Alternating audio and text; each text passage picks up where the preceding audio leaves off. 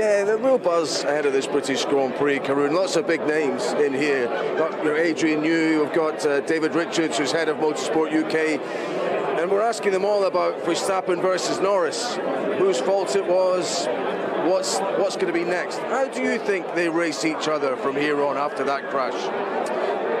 I think, we've seen over the past few years that Max is a tough racer. He's an uncompromising racer in the same way that Michael Schumacher was and Ayrton Senna was before. I think Lando will be mindful of that.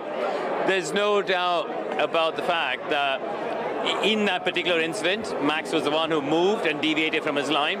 He moved over to the left-hand side.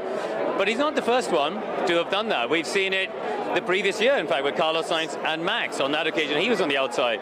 We've seen with Sebastian Vettel and Lewis Hamilton, and they've avoided contact. So, in all honesty, it felt like a bit of a clumsy touch, actually. I think Max was trying to squeeze Lando out to make sure Lando didn't get a run for the next corner. I think that's actually what happened. They ended up touching. Max deservedly took the blame and took the penalty for it. But I think it'll be in the back of Lando's mind the next time they go wheel to wheel. Does he have to give Max a bit more room to other drivers? Is that what Max wants to achieve, that kind of intimidation factor? I think he's achieved that, hasn't he, over the last 5 or 6 years. We've heard various drivers saying, including Lewis Hamilton a few years ago, saying you think differently when you're racing against Max.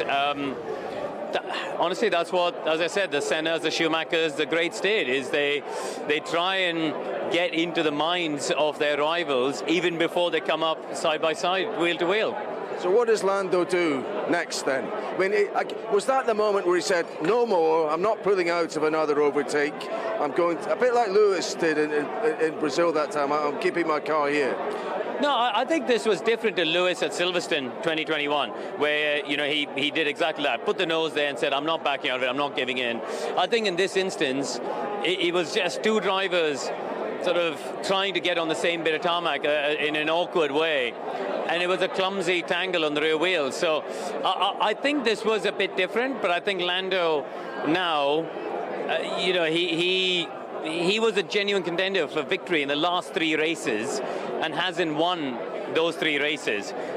A home victory at the British Grand Prix, going wheel to wheel against Max, I expect to see his elbows out a bit more. I would imagine Max and Lando they will probably had a little chat and sorted it.